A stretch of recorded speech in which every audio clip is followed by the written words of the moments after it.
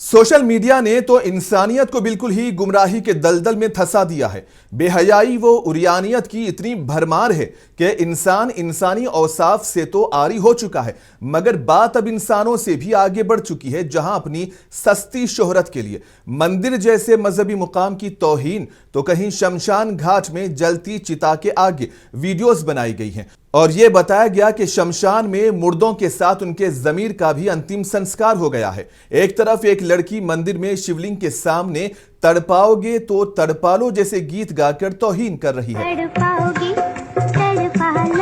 तो वहीं दूसरी जानिब एक साड़ी पहने लड़की जलती चिता के सामने रील बना रही है, जिसके बाद ऐसा लग रहा है जैसे ट्रेंड के नाम पर इनमें इंसानियत का जमीर मुर्दा हो चुका है। नाम कमाने की चक्कर में बदनाम होने का शायद उन्हें एहसास तक नहीं हो रहा है। वीडियो तेजी से वायरल हो गई है और मजहबी जज्बात के तई उसकी गैर हसासियत के लिए अकीदतमंदों में गम व गुस्से को जन्म दिया है। बहुत से लोगों ने सोशल मीडिया पर इस अमल की मजम्मत करते हुए ऐसे लोगों से मुकद्दस मुकामात का ज्यादा एहतराम करने की मांग की है।